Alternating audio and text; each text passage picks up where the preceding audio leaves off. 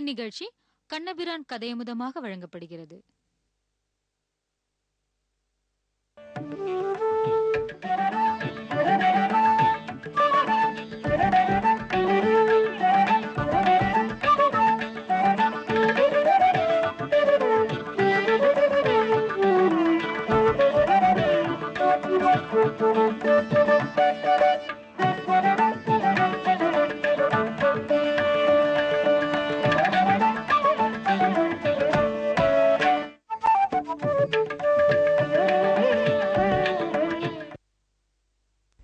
கோக்குல மன்னரை மூவெழுகால் ஒரு கூர் மழுவால் போக்கிய தேவனை போற்றும் புனிதன் இராமானுஷன் என்று திருவரங்கத்தமுதனார் என்னும் ஆச்சாரியன் ராமானுஷ நூத்தந்தாதி என்னும் பிரபந்தத்திலே ராமானுஷருடைய பெருமையை கூறுகிறார். ராமானுஷர் பரசுராமரை ஆராதித்திருக்கிறார், அவரை வணங்கி இருக்கிறார். பரசுராமனுடைய பெருமை கூறப்படுகிறது. கோக்குல மன்னரை மூவெழுகால் ஒரு கூர் மழுவால் போக்கிய தேவனை போற்றும் புனிதன், புனிதனி ராமானுஷன். அதாவது 21 தலைமுறைகளுக்கு எந்தெந்த அரசனெல்லாம் தன் தந்தையான ஜமதக்னி முனிவரிடத்தே அபச்சாரப்பட்டார்களோ அல்லது அபச்சாரப்பட்டவர்களுக்கு துணை போனார்களோ அந்த மாதிரி குற்றவாளிகளான மன்னர்களையெல்லாம் பரசுராமர் ஒழித்து கொடுத்தார். அப்படிப்பட்ட ராமரை வணங்கும் ராமானுஷன் என்ன இந்த பாசுரத்திலே சொல்லப்படுகிறது. நமக்கு தோணும், முதல்ல பெருமாளை அவதரித்தவர், இப்படி இருக்கிறவாளெல்லாம் கொல்லலாமா என்கிற கேள்வி பிறக்கும். கொல்லலாமான்னா தீயவர்களை அழிக்காமல் இருந்தால் நல்லது எப்போதுமே வளராது. ஒரு நல்ல செடி வளர்றது, பக்கத்தில் களை வளரும், களையை வெட்டி விட்டால் தானே செடி நன்னா வளரும். களையும் ஒரு செடி தானே, அதனால் அதுவும் நன்னா இருக்கணுங்கிறதுக்காக ஒத்தரும் விட்டுடுறது இல்லையே. ஏதுவாக இருந்தாலும் தீயதை அழித்தால் தான் நல்லது வளரும். ஆனால் அந்த தீயதை அழிப்பதற்கு சிலருக்குத்தான் உரிமை உண்டு. தீயதை அழிக்கணுங்கிறதுக்காக நம் போன்றவர்கள் அதில் ஈடுபட முடியாது இல்லையோ. அதுக்குன்னு பிறந்தவர்கள் தான் அதை செய்ய முடியும். நாம் கடந்த நாள் சந்திக்கும் போது கார்த்தவீரியன் பிறந்ததையும் அவன் பெருமானுடைய அம்சங்கிறதையும் அவன் 1000 கைகளோடே சிறந்த வீரனாய் எல்லா உலகத்தையும் காப்பவனாக இருந்தான் என்று பார்த்தோம். அதுக்கு மேலே கதையை தொடர்ந்து பார்ப்போம். 15வது அத்தியாயம். பாகூன் தசசதம் லேபே துர்தர்ஷத்வம் அராதிஷு. அவனுக்கு 1000 கைகள் இருந்தன. யோகேஸ்வரத்வம் ஐஸ்வர்யம் குணாக யத்ராணி மாதய சச்சார வியாஹதகதிர்லோகேஷு பவனோ யதா. அவன் அணிமா, மகிமா, கரிமா முதலான அஷ்டமகா சித்தியும் பெற்றவன். காற்றைப் போலே எங்க சஞ்சரித்தும் எந்த இடத்திலையும் தோன்றக்கூடிய திறன் படைத்தவன். ஸ்திரீரத்னைர் ஆவிருதா கிரீடன் ரேவாம்பசி மதோத்கடா வைஜயந்தீம் ஸ்ரஜம் பிப்ரத் ருரோத சரிதம் புஜைஹி. ஒரு தடவை ரேவா என்னும் நதி 6, அதிலே தன்னுடைய மனைவிமார்களோடே அவன் ஜலக்கிரீடை பண்ணி கொண்டிருந்தான். அப்போது தீர்த்தத்தை ஜலத்தை நன்னா தேக்கி வச்சு, பாத்து டப்புலெல்லாம் ஜலத்தை தேக்கி வைக்கிறாளோ இல்லையோ, அதை போல நன்னா தேக்கி வச்சு தான் விளையாடணும்னு அவனுக்கு ஆசை. அவனுக்கு தான் கைகள் 1000 இருக்கோ இல்லையோ, 2 பக்கத்திலே 500 கையை வச்சான். 1000 கைகளாலே நதியில் அணை கட்டி விட்டான். நதியில் அணையை கட்டின உடனே தண்ணீர் அத்தனை ஒரு பக்கம் தேங்கித்து. தேங்கினால் தண்ணீர் ஓடி வந்துட்டே இருக்கிறச்சே, ஒரு இடத்துல நின்று தேக்கினா அது பின்னோக்கி அடிச்சுன்னு போகும் இல்லையோ. அந்த இடத்திலே நதிக்கரையில் ராவணன் தன் சிவலிங்கத்தை பிரதிஷ்டை பண்ணி பூஜித்து கொண்டிருந்தான்.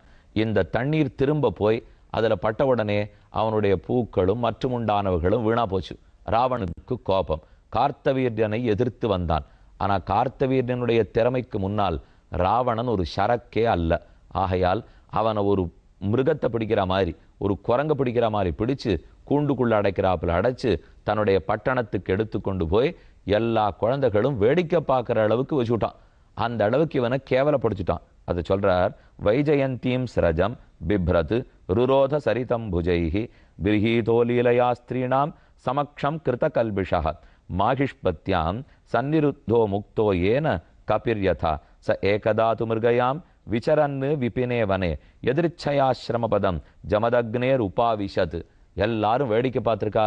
ராவணனுக்கு ரொம்ப வெட்கமாக போச்சு. இப்போ நாம் பார்க்க வேண்டியது, ராமனிடத்தில் பரசுராமர் தோற்றார், பரசுராமரிடத்தே கார்த்தவீரியன் தோற்றான், கார்த்தவீரியனிடத்தே ராவணன் தோற்றான், அப்படின்னா கடைசி நிலையில் இருக்கிறவர் ராவணன், முதல் நிலையில் இருக்கிற வீரன் ராமன். இந்த ராவணன் அவனை எதிர்த்து போரிட போயே இருக்கக்கூடாது இல்லையோ. இந்த கதையைத்தான் அங்கத பெருமாள் ராவணனிடத்திலே போய் ராம தூதனாக இருந்து விஷயத்தை எடுத்து சொல்றார். மறுநாள் பொழுது விடிந்தா சண்டை ஆரம்பிச்சாகணும். அப்ப கூட ராவணனை கொல்லணுங்கிற எண்ணம் ராமனுக்கு இல்லை. முதல்ல ஹனுமான தூதனுச்சு நல்லதை எடுத்து சொன்னார். ராவணன் காதல ஏறல. இப்பவும் கடைசி நிமிஷம் முயற்சியா இருக்கட்டும்னுட்டு அங்கத பெருமாள் அனுப்பிச்சார்.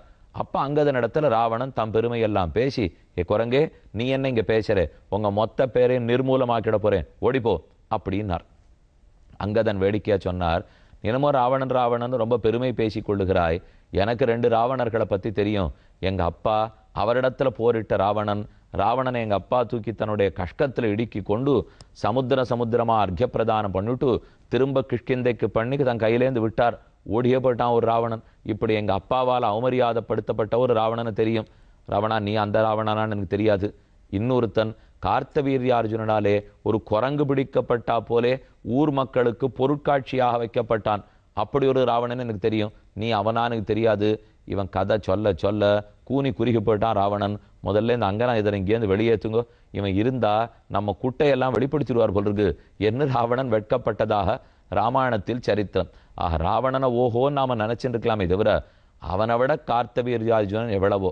அதே போல வாலி ராவணனை விட மிகச்சிறந்த வீரன். அந்த வாலியினுடைய நெஞ்சத்தை ஒரே அம்பாலே பிளந்திருக்க வேண்டும் என்னால் அப்ப ராமனுக்கு எவ்வளவு வீரம் இருக்கும். கார்த்தவீரனை ஜெயித்த பரசுராமரை ஒரு நிமிஷம் வில்ல வாங்கினதுனாலேயே கர்வத்தையே அடக்கியிருக்கணும்னா அப்ப ராமனுக்கு எவ்வளவு வீரம் இருந்திருக்கணும். ராவணா, அப்படிப்பட்ட வீரனான ராமனிடத்தில் அபச்சாரப்படாதே அப்படின்னு தான் அங்கதன் எடுத்துரைத்து பார்த்தால் நடக்காமலே போயிட்டு. அப்ப ராவணன் பட்ட அவமானத்தை சொல்லிட்டார். ஓர் முறை கார்த்தவீர்யார்ஜுனன் தன் கையில் அம்பையும் வில்லையும் தரித்து கொண்டு அப்படியே வேட்டையாடுவதற்காக போறார். அவனுடைய சேனையில் இருக்கிறவாளுக்கெல்லாம் பசி தாகம். அப்ப ஜமதக்னி முனிவருடைய ஆசிரமத்துக்கு வருகிறான். இப்பதான் முதல்ல வம்பு வெடிக்க போறது. ஆசிரமத்துக்குள்ள போனா அவர் நன்னா விருந்தோம்பல் செய்தார். வந்தவாளுக்கெல்லாம் சோறு கொடுத்தார், பானம் கொடுத்தார், அன்னம் கொடுத்தார். எல்லாரும் நன்னா சாப்பிட்டுட்டா. ஆனா ராஜாவுக்கு தோணித்து, எங்க மொத்த பேரையும் நடுக்காட்டில் வைத்து விருந்தோம்பல் செய்யணும்னா என் சக்தி செல்வத்தை விட இவருடைய செல்வம் அதிகமா இருக்கும் போல் இருக்கு. ஏன் இப்படி நடந்தது? ஓ, அவரிடத்துல காமதேனு இருக்கு. அந்த காமதேனு பசுதான் கேட்டதையெல்லாம் கொடுக்கறது. நாம நம்ம நாட்டுக்கு அந்த காமதேனுவை கவர்ந்து செல்ல வேண்டும். கேட்டு பார்த்தா எனக்கு கேட்கணும், நான் ராஜா, இவர்கிட்ட நான் கேட்கணுமா நினைச்சிருந்து காமதேனுவை கவர்ந்து சென்றான். அது பேடுத்துன்னு உடனே ஜமதக்னிக்கு ஒன்றும் பெரிய கோபம் வரல. ஆனா இப்படி தன் தந்தையார் அவமானப்படுத்தப்பட்டார் என்று பரசுராமருக்கு தெரிய வந்தது. ஜமதக்னியினுடைய குமாரர் ஒல்லியோ அதை சொல்றார். தஸ்மை ச நரதேவாய முரிர் அர்ஹணம் ஆஹரத் அத ராஜனி நிர்யாதே ராம ஆசிரம ஆகதா ஸ்ருத்வா தத்தஸ்ய தௌராக்ஞம் சுக்ரோத அகிரிவாகதா கோரமாதாய பரசும் சதூணம் சர்ம கார்முகம். தன் தந்தை இப்படி ராஜா அவமானப்படுத்திட்டான் தெரிஞ்ச உடனே பிள்ளைக்கு கோபம். இதே போல இந்த பாகவதம் ஆரம்பிக்கச்சே நம்ம பார்த்தோம் இல்லையோ, ஒரு ரிஷிகுமாரன் தான் சாபமிட்டான். பரீட்சித்துக்கு 7வது நாள் தக்ஷகங்கிற பாம்பு கடித்து மரணம் ஏற்படும். அது அத்தனை எதனால் நடந்தது? இந்த பரீட்சித்து மகாராஜா அந்த முனிகுமாரனுடைய தந்தையார் அவர் கழுத்துல சத்த பாம்பை தூக்கி தன்னுடைய வில்லு நுனியால போட்டான். இதெல்லாம் 1 வருஷம் 1.5 வருஷத்துக்கு முன்னாடி சொல்லியிருக்கேன் இல்லையோ, ஞாபகப்படுத்திங்கோ. அப்ப என்னைக்கு நாம அபச்சாரப்பட்டுட்டோம்னால், நாம வீரன்கிறதுக்காக இன்னொருத்தர் இடத்துல அபச்சாரப்பட்டா அது தப்பு தானே. அது அங்கேயும் பிள்ளைக்கு கோவம் வந்தது, எங்கேயும் பிள்ளை பரசுராமருக்கு கோவம் வந்துடுத்து. கையில பரசுங்கிற ஆயுதத்தை எடுத்துக்கொண்டு கோடரியை ஏந்தி கொண்டு கார்த்தவீர்யனுடைய சண்டைக்கு போனார். பெருத்த சண்டை. புஜான் குடாரேண கடோர நேமினா சிச்சேத ராமஹ பிரசபம் துவஹேரிவ. எப்படி கருடன் ஒரு பாம்பை பிடித்து அடிப்பாரோ அதை போல் கார்த்தவீர்யனோட பெரிய சண்டை. அவன் 500 கரங்களாலும் வில்லை ஏந்தி மற்றுமிருந்த 500 கரங்களாலே அம்பை எய்தான். அத்தனையும் தன் கோடரியாலே சின்னம் பின்னமாக்கி விட்டார். கடைசியா தன் கோடரியை எய்தார். கார்த்தவீர்யனையே முடித்து விட்டார். அவனுடைய பிள்ளைகள் மொத்தம் 10,000 பேர். 10,000 பேரும் பரசுராமரை எதிர்த்து வந்தார்கள். கலங்காமல் அவர்கள் அத்தனை பேரையும் ஓட விரட்டுட்டார். அவர்களெல்லாம் ஓடி போயிட்டார்கள். அதோட அந்த அத்தியாயம் முடிஞ்சு போச்சு. ஆனால் இதை முடிச்சிட்டு திரும்ப தன்னுடைய ஆசிரமத்துக்கு வந்தாரோ இல்லையோ, அப்ப ஜமதக்னி கேட்டார், பிள்ளாய் நீ என்ன பண்ணே? ராஜாவை கொன்னு இருக்க கூடாது. ராஜா பகவானுடைய அம்சம். நாம தான் பொறுமையோடு இருந்திருக்க வேண்டும். இதையே முனிகுமாரரும் பரீட்சித்துக்கு அவன் சாபம் கொடுக்கச்சே தன் தந்தையார் சொன்னாரோ இல்லையோ, அதே போலத்தான் இப்போதும் சொல்றார். ராம ராம மகாபாஹோ பவான் பாபம் அகாரஷீத் அவதீன் நரதேவம் யத் சர்வதேவமயம் விருதா வயம் ஹி பிராமணாஸ்தாத் க்ஷமயார்ஹணதாம் கதாக க்ஷமயா ரோச்சதே லக்ஷ்மீஹி பிராம்ஹி சௌரி யதா பிரபா. பொறுமையோடு இருந்தாதான் பூமாதேவிக்கு பிடிக்கும். பொறுமையோடு இருக்கிறவன் தான் பிராமணன். புலன்களை அடக்க தெரிய வேண்டும். கோபம் கூடாது. பிள்ளாய், நீ தவறிழைத்து விட்டாய். இந்த பாபத்துக்கு பிராயஷ்சித்தம் தேடியே ஆகணும். புறப்படு, தீர்த்த யாத்திரை போ. எந்தெந்த திவ்ய தேசத்துக்கு போனமோ சேவிச்சுக்கோ. கந்தமாதன பர்வத்தத்திலே போய் பதரீகாசிரம பெருமாளை நன்கு சேவித்துக்கொள். அவ்வெம்பெருமான் பதரி விஷால், அவனே தபஸில் இருக்கிறவர், இந்திரியங்களை எல்லாம் அடக்கினவர். அவர் உனக்கு அனுகிரகம் புரியட்டும். துவாரகா நகரத்துக்கு போ. அங்க கண்ணனை திருவடி தொழுவாய். சுதாமா முதலானோர்கள் அனைவருக்கும் அவர் அனுகிரகித்தவர். எல்லாம் க்ஷேத்திரம். நமக்கு என்ன சந்தேகம் வரும்னா, இல்லே இதெல்லாம் திரேதாயுகத்திலேயே நடந்ததாச்சே, கண்ணன் துவாபர யுகத்திலே இனிமே தானே அவதரிக்கவே போறார் அப்படின்னு நினைக்கலாம். ஆனா க்ஷேத்திரங்கள் பல. இப்ப துவாரகவனா துவாபர யுகத்தில் ஏற்படுத்தப்பட்டதை தவிர பதரிகாசிரமம் என்னைக்குமே இருக்கோ இல்லையோ. ஏன் திருக்கணவரத்துல சௌரி பெருமாளை செவிக்கிறமே, 64 சதுர்யுகம் கண்ட பெருமாள்னு அவருக்கு பெருமை. ஒரு சதுர்யுகம் இல்லை, 64 சதுர்யுகம். 4 யுகங்களாக 64 சைக்கிள், 64 சுழற்சி முடிஞ்சு போச்சுன்னா அப்புறம் என்ன? இப்போ முன்னாடி இருக்கிற யுகத்தில் இருக்கிறது அடுத்த யுகத்திலே, அடுத்த சுழற்சி யுகத்தில் சொல்லலாம் இல்லையோ. கங்கையில தீர்த்தமாடு, யமுனையில தீர்த்தமாடு. அதை பண்ணியானாத்தான் நீ பட்டு இருக்கிற அபச்சாரம் தீரும். தந்தையார் சொன்னார். பிள்ளை உடனே தீர்த்த யாத்திரைக்கு போனார். முடிச்சுட்டு திரும்பி வந்தார். ராஜ்ஞோ மூர்த்தாபிஷிக்தஸ்ய வதோ பிரம்மவதாத் குருஹு தீர்த்த சம்சேவையா சாம்போ ஜஹ்யங்காச்சுத சேதனஹ. தீர்த்த யாத்திரை முடிஞ்சு திரும்பி வரார். அடுத்த அத்தியாயத்துக்கு போகிறோம். 16வது அத்தியாயம். பித்ரோபசிக்ஷிதா ராமஸ்ததேதி குருநந்தன சம்வத்சரம் தீர்த்த யாத்ராம் சரித்வா ஆசிரமம் ஆவ்ரஜத். ஓராண்டு காலம் தீர்த்த யாத்திரையை முடிச்சுன்னு வந்துட்டார். சீரார் திருவேங்கடமே, திருக்கோவலூரே, மதில் கட்சி ஊரகமே, பேரகமே, பேராமரு திருத்தான், வெள்ளரையே வெக்காவே, பேராலி தன்கால், நரையூர் திருப்புலியூர், ஆராமம் சூழ்ந்த அரங்கம் என்று எத்தனை திவ்யதேசங்களோ போய் சேர்த்தார்.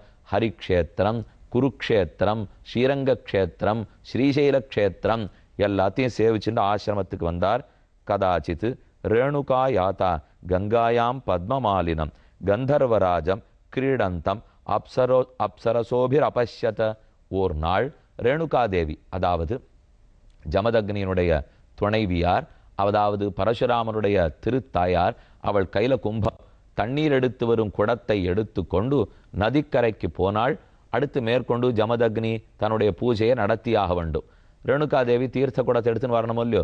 ஒரு கந்தர்வராஜன் அப்சரசுகளோடு அங்கு விளையாடி கொண்டிருந்தான். ஓர் நிமிஷம் அதை பார்த்து அவன் பேரழகில் சற்றே மயங்கினா போலே ரேணுகாதேவி நின்றாள். அதற்குள் நேரமாகிவிட்டது. அவசர அவசரமா குடத்தில் தண்ணீரை எடுத்துக்கொண்டு ஆசிரமத்துக்கு வர, ஏது நம் பூஜைக்கு நேரம் கழித்து இவள் வருகிறாள். அவளை பார்த்தவுடனே, ஓ இவள் அவனிடத்தில் மயங்கி நின்றாள் என்று ஜமதக்னி யோகத்தால புரிஞ்சுனுட்டார். கோவத்தோடே தன்னுடைய மூத்த பிள்ளைகளை பார்த்து, இவளை உடனே கொன்று விடுங்கள், எப்ப பூஜைக்கு நேரமாக்கினாரோ இவர் இருக்கக்கூடாது என்று ஆணையிட்டார். பிள்ளைகள்லாம் மறுத்துட்டா. நாங்க எப்படி அம்மாவை போய் கொல்லுவோமா, நியாயமாவா பேசிட்டா.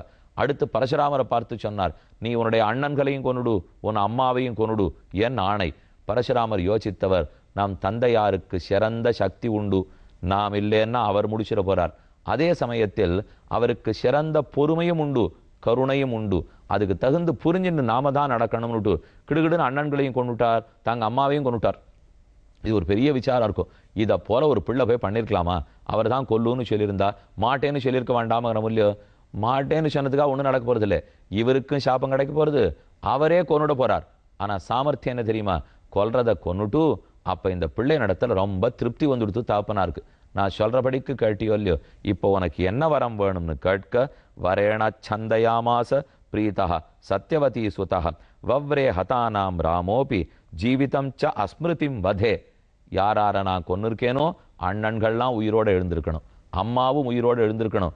அதோட அல்ல, நான் அவர்களை கொன்னே, அவ திரும்ப உயிரோடு எழுந்திருந்திருக்கா என்று அவர்களுக்கு ஞாபகமே இருக்கக்கூடாது. இந்த வரத்தை கொடுன்னு கேட்டார். நல்ல சாமர்த்தியக்கார பிள்ளைதான். சொன்னத்தையும் கேட்டுட்டான், தாசப்பட்டதையும் நடத்தினுட்டான். என் ரிஷி அந்த வரத்தை கொடுத்தார். இது நடந்த கதை. உத்தஸ்துத்தே குசலினா நித்ராபாய இவாஞ்சசா ஏர்ஜுனஸ்ச சுதாராஜன் ஸ்மரந்தா ஸ்வபிதுர் வதம். அன்றொரு நாள் 10,000 பேரையும் இவர் ஓட்டி விட்டுட்டாரோ இல்லையோ, கார்த்தவீரியனுடைய பிள்ளைகள் அவள்லாம் ஒரு தடவை பரசுராமர் வெளியில போயிருக்கிறச்சே 10,000 பேரும் ஆசிரமத்துக்கு வந்தா. இந்த மனைவி ரேணுகாதேவி கேட்க கேட்க அவள் எத்தனை வேண்டினாலும் ஏற்றுக்கொள்ளாமல் ஜமதக்னி முனிவரை கொன்று விட்டார்கள். அப்பதான் கோபம் பொத்துக்கொண்டு வந்தது. கார்த்தவீரியனை முடித்தோம், பதிலுக்கு மறுபடியும் வந்து நம் தந்தையாரை கொன்றார்களா என்று கையில் பரசு ஆயுதத்தை ஏன்று கொண்டார். நின்னிலங்கு முடியனாய் 21 கால் அரசு களகட்ட வெண்ணினில் மழுவாயான்னு போசனம்.